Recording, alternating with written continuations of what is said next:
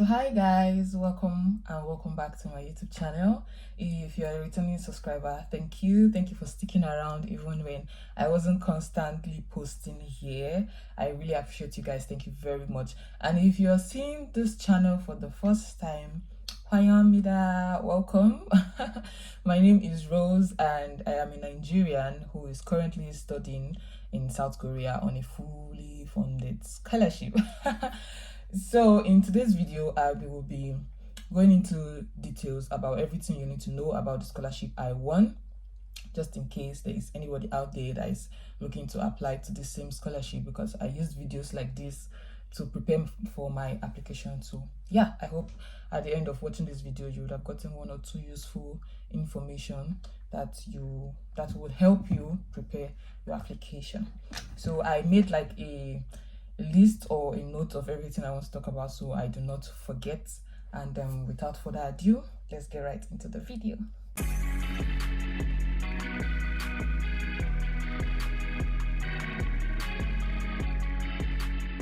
So first of all, the name of the scholarship I won is Global Korea Scholarship, for short GKS. It was previously called the Korean Government Scholarship Program, which is KGSP.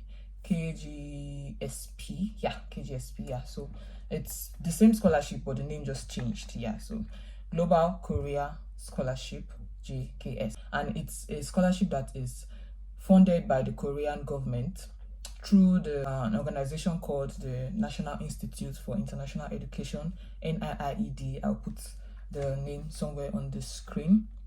So it's a fully funded scholarship that is open to so many nationalities, so many countries across the world, with designated quotas for each country, you get. And then it covers both graduate and undergraduate programs. Now for graduate programs, which I applied, it consists of master's, PhD, and research, while undergraduate consists of the undergraduate program that we all know, and then associate degree. Now the way this scholarship works, when you win the scholarship, you are obligated to take a 1-year Korean language program, because it's South Korea. The official language is Korean, so we have to learn the language, and you learn it for 1 year before you start your degree program. So if you applied for masters, your master's degree program is 2 years plus the 1 year makes it 3. And if you apply for PhD and your PhD is say 3 or 4 years plus the 1 year makes it 4 or 5 years. For undergraduate, if your undergraduate degree is 4 years plus the 1 year for language training makes it 5. And if you apply for associate degree, which I believe is 2 years, the 1 year for language training makes it 3 years. So yeah, that's one thing you should have at the back of your mind if you are looking to apply for this scholarship. For graduate programs, it opens in February. Every February of every year, the graduate application opens, and undergraduate opens in September. That means undergraduate is currently open. However, I hear it will be closing in a few days. So if you mean to apply, you should hurry up or probably prepare for next year. Yeah. Moving on, the benefits of the scholarship. What does it cover? I like to call the scholarship the fully funded, because it covers every freaking thing. For starters, it covers your tuition, of course, your tuition for both the language training and your degree program, whether it's undergraduate or master's, is fully covered, paid to the university, so you don't need to pay a dime for tuition. Secondly, it covers your visa. Very important. Not a lot of scholarship covers visa. So when I was looking into scholarships, I was looking for fully funded, you understand, that covers everything. So this particular scholarship covers your visa. You are not given the money to go and pay. Your visa is just free for GKS scholars across the world. Korean embassies across the world are alerted that GKS scholars will be coming to apply for their visa. So as long as you provide proof that you are a GKS scholar, you won't pay for visa application. So visa is covered. Then they'll pay for your flight from your country to South Korea, the shortest route possible, one-way ticket. You get, they'll cover your flight, and then you get paid a monthly stipend for your upkeep. Now from the money you're paid monthly, you get to cover your accommodation, your feeding, your health insurance, and any other thing you need to pay for. So it's basically free. It's fully funded. Moving on, the scholarship has two application tracks. One is the university track and one is the embassy track, and this applies to both the graduate and undergraduate programs. So there are two tracks, university and embassy. Now if you are applying through the university track, just as the name implies, you apply directly to the university of your choice, and in this case you can pick one university, one department, one major, of course. So you apply directly to the university, you send, in my case I had to send my documents to the university directly. I said in my case because the application process has changed a little bit, although you still need to send your documents, but you have to apply online first. I will explain this at the end of the video. So for university track, you choose one university, you send your document directly to their university, you apply directly to their university.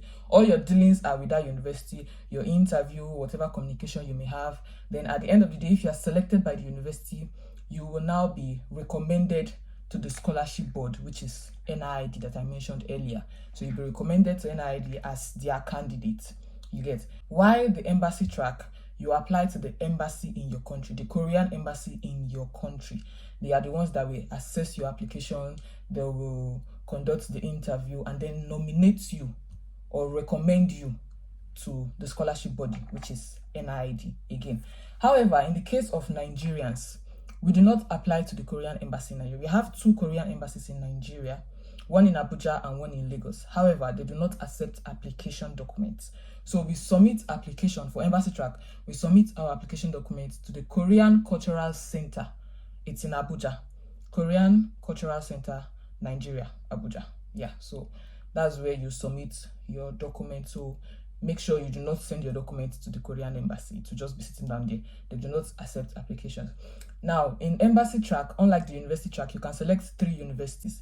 I think this is the major advantage that embassy track has over university track, because you have options. You select 3 universities, and if you are recommended by the embassy to NIID, those 3 universities will screen you, and if the 3 of them choose you, if the 3 of them pick you, you can now comfortably select any of them that you want to go to, because of course you cannot go to the 3 of them. You have to select one. So you have the opportunity of choice, you understand, and the higher your options, the higher your chances of getting in, because university track, if you apply to one school and they turn you down, that's the end. But embassy track, if you apply to 3 schools, except if your village people follow you, at least one of them should pick you. So that's the major difference between the embassy and the university track. The embassy will conduct the interview. The interview is conducted physically at the Korean Cultural Center in Abuja. However, university track, all your dealings is the university, so they decide how they want the interview. Some conduct their interview by phone call, some conduct their interview by Zoom. Some will just send you a set of questions to reply. Some will say you should record a video of yourself and send. So it all depends on the school. So you should make sure that you make enough research about the university that you intend to apply to if you are applying via university track. I think that's that for tracks. Moving on, the required documents. Number 1 on my list is the application form. Of course, you cannot apply for a scholarship without filling the application form. So you should download the application form from the studyinkorea.go.kr website. On this same website, you get the application guidelines. This scholarship, if you do not read the guidelines, it may be confusing and complicated. Even after reading the guidelines, you will still be confused.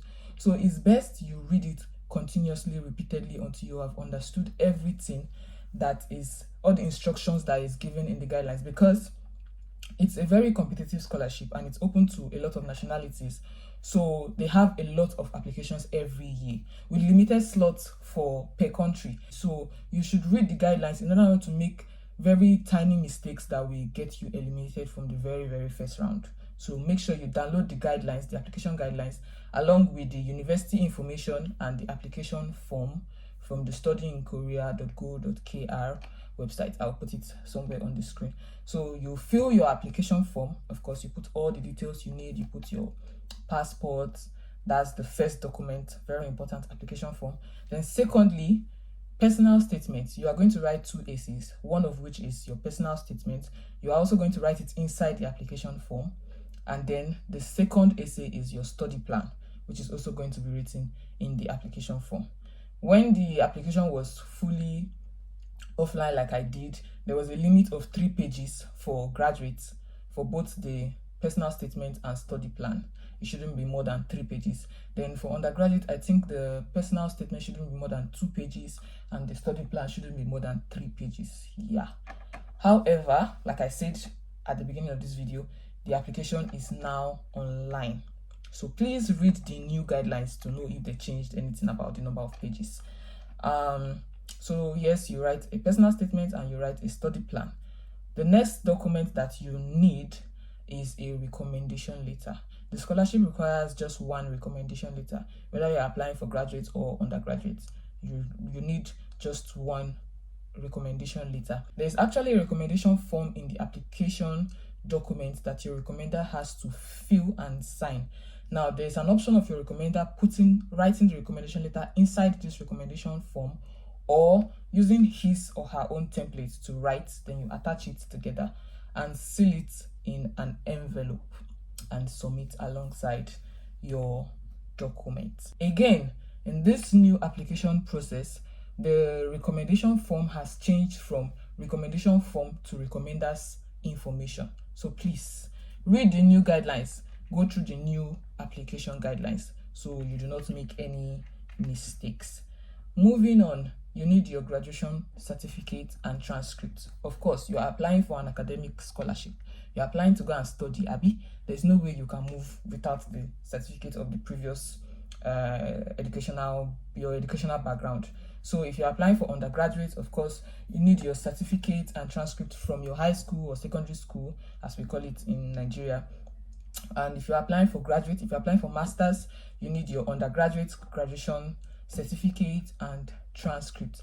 If you're applying for PhD, you need your master's graduation certificate and transcript. Now, these two documents are very important, and it is required of us by the scholarship body to authenticate and legalize them before submitting. They would say you should submit your originals. The instruction is to submit originals. However, they do not return documents. So even in the guidelines, it is stated that you should not submit your actual originals. Instead, make photocopies of them, take them to the Ministry of Education, get them authenticated there, get them authenticated at the Ministry of Foreign Affairs, then legalized at the Korean Embassy, legalized or notarized as the case may be in your country. For we Nigerians, we do legalization. So you have it legalized at the Korean Embassy.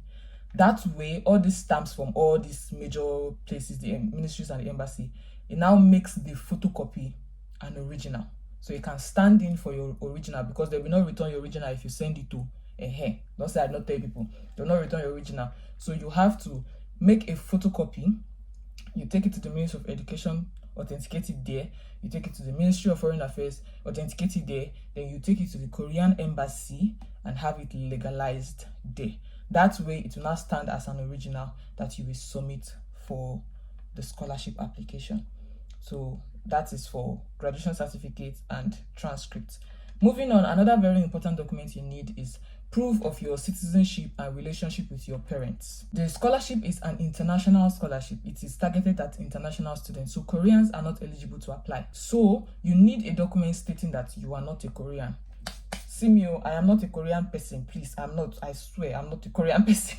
This document, in our case as Nigerians, we use our birth certificate. And the birth certificate that is commonly used is the one that is issued by the National Population Commission. You understand? NPC. If you do not have it, you can get it from any government hospital close to you. They can issue one to you. And the reason why we use this particular birth certificate is because it carries the names of your parents. So it will serve as your proof of citizenship, because of course it is issued by the Nigerian National Population Commission, and then it carries the name of your parents, so it proves your relationship with them, your father and your mother, your name, your father, your mother. Do you get the family tree? So that's what you use as your proof of citizenship and proof of relationship document. Now, this particular document again has to be authenticated and legalized, but in this case you don't authenticate it at Ministry of Education, because that place is for only educational documents. You authenticate the birth certificate at the Ministry of Foreign Affairs. Then after authenticating there, you now legalize it at the Korean Embassy. So for educational documents, transcripts and graduation certificates, Ministry of Education, Ministry of Foreign Affairs, Korean Embassy. However, for birth certificate that is not an educational document, Ministry of Foreign Affairs and Korean embassy. Okay. Now that we have gotten your proof of citizenship and relationship with your parents' document out of the way, the next important set of documents are documents that proves your parents' own citizenship. Because if your dad is a Korean and your mom is a Korean, if they born you, you are a Korean, shebi abi. So you need to submit documents that it is required of us to submit documents that prove that our parents also, they are citizens of the country we claim they are from, and they are not Korean citizens. So in our case as Nigerians, we can use either our parents' international passport data page or their NIN slip or their NIN card. The NIN has card and it has the normal slip as well. And if you are using their international passport data page or their NIN slip or their NIN ID card, like printing it on a piece of paper, you do not need to authenticate or legalize this document. For your parents' proof of citizenship, that you are using either their international passport data page, their NIN slip, or the NIN plastic that you have photocopied, of course, because you cannot submit their plastic, they will not return it to. You do not need to authenticate or legalize these ones. You can just make copies of them and submit. Colored or black and white is fine. It works. I personally use my parents' NIN slip, and although I printed it in colored because I wanted to, it's not written anywhere that it should be colored or black and white. I printed it out in colored, but I did not legalize and I did not authenticate. And hello, I am in South Korea, so it's fine. The reason why I'm emphasizing on this is that I've gotten a lot of questions asking about authentication and legalization of your parents' NIN, that if you use the slip, you have to authenticate it and legalize it. If you do this, you do not need to. You do not need to. If you want to, it's fine. It's fine, because there are people that have done it and it's not as if it works against you, but it is not a requirement. It's just that some of us are broke, so we don't have that kind of money to spend. So I did not do it, and I'm here. Glory be to God. So yeah, those are the important and very, very required documents that you need to apply for the scholarship. Now, the next set of documents I'm going to talk about are documents that would be nice for you to have, but it's not a requirement. They're like optional. If you go through the application checklist that has the list of documents, that has the list of documents that you should submit, they are there, but they are categorized as optional. So the first on my list is language test result. And by language test result, I mean English proficiency test result or Korean proficiency test result. They are in the application checklist, but they are categorized as optional. For English, you can submit IELTS or TOEFL, and then for Korean proficiency, you submit the Korean proficiency test result, TOPIK. Okay, now these two test results are graded equally. If you submit, it's even written in the guidelines, if you submit English and Korean, the higher one will be used to grade your application, because everything we submit is graded, and each document you submit has a point that it adds to your application before you are being selected or not selected. So if you submit the both language tests, they are graded equally on the same scale. So if you are able to submit just one, it's fine.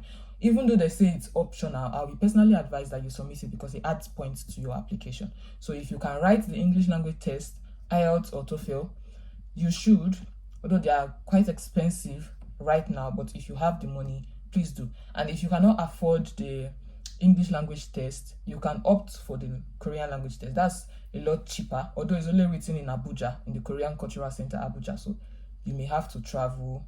And so if you don't stay in Abuja, you may have to travel, but it's much more affordable. As of before I left Nigeria, I think topic 2 was 10,000 naira and topic 1 was 9,000 naira for registration. So the difference is much. IELTS is currently 297k as at the last time I heard. So the difference is much. It is optional, but if you can, please get one of these language tests and add to your application. It will boost your chances, it will increase your chances. Then another document is your international passport. I've gotten a lot of questions on my TikTok and Instagram asking if international passport is compulsory, if you must have it before you apply. And the answer actually is no, because it is categorized as an optional document as well. But of course, you have to have it before you eventually travel. But the problem is, the reason why I keep telling people to try to get it even before you apply is because at the Ministry of Foreign Affairs, it is one of the requirements to authenticate your documents. I've heard that you can submit your NIN at the Ministry of Foreign Affairs when you want to authenticate your documents.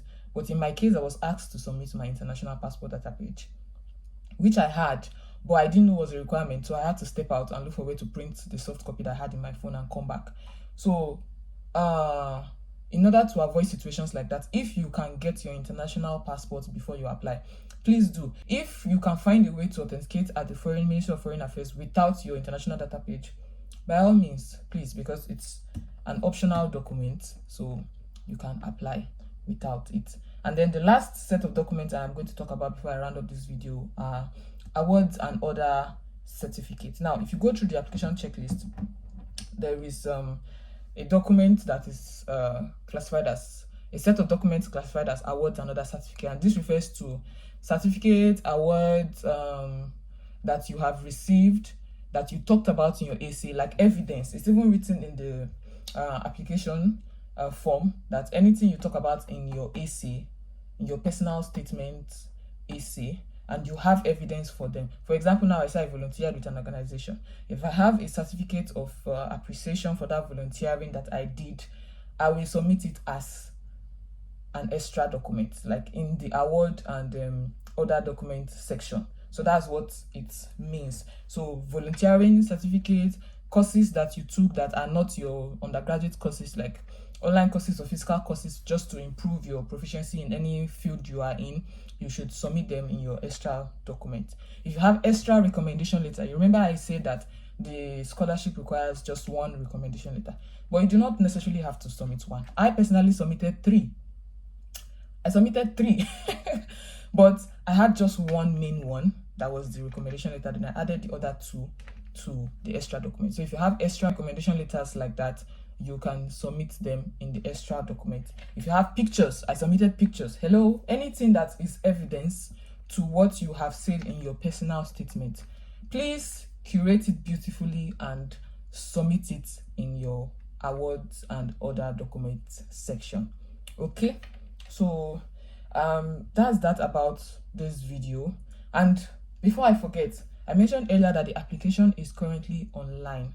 So before now, you pack all these documents, you package it, and you send directly to the university. Everything concerning GKS was offline. However, from the 2026 application, undergraduate that is currently ongoing, they now have an online application portal where you apply online first. You upload all these documents online, and then after you have passed the online screening or whatever it's called, that's when you will now send your documents to the school or to the embassy, as the case may be. It's not as if you will not send it again. You will send it, and you will still authenticate and legalize. You understand? But you do the online application first. If you pass the online application before you send, and I think it's should I say better, a little bit better for you guys that are applying now, because you, in the case where you don't make it, you do not waste a lot of money. Because I personally applied twice. I applied in 2024 and I applied again in this 2025, which I won, to the glory of God. And in 2024, I applied to university track back then as well. And I paid, I sent my document to my school via DHL, because of course it was physical application. I paid 96,000 naira. Even if I forget the money I spent on authentication and other stuff, that particular one I cannot forget, because the money is huge and it came at once and I didn't make it, so that money just... But if it was online back then, at least if you don't make it from the first stage, you don't get to spend any extra amount of money. You understand? So I think to an extent it has its advantage. A lot of people were not comfortable when it switched to the online, but I think they're getting used to it now. They're adjusting. So yeah, even if you're applying for graduate program, please download the current undergraduate application guidelines that has all the details for the online application, so you can get used to it in advance. And yeah, I think that's all for this video. I hope I've been able to touch everything that I wanted to touch. If you have any further questions, please drop them in the comment section and I will do my best to reply you. You can also connect with me on other social media platforms. I'll put my handles on the screen. And thank you for watching. I hope this video has been helpful to you and your application in one way or the other. The next GKS themed video I will make will be targeted at authentication and legalization, because I got a lot of questions like that on my TikTok, which I cannot post long form videos like this. So I'm going to talk about the process of authentication and legalization, how much is involved, and all the processes involved, especially if you are doing it yourself, because I did mine by myself. So yeah, that will be the next GKS related video that I will upload on this channel. So if you'll be interested in that, please make sure to subscribe to the channel and turn on notifications so that when I post, you will be the first person to know. Okay, what else? I think that's all. Okay, finally, the name of my school is Cheongdam National University. I get that question a lot as well, and I think I didn't mention it, so I'm guessing I might get that question again in my comment section. So if you have watched to this point, the name of my school is Cheongdam National University. It is located in Daejeon, South Korea. And with that, I will be signing out or signing off, or as the case may be. Anyways, I'll see you guys in my next video. Bye.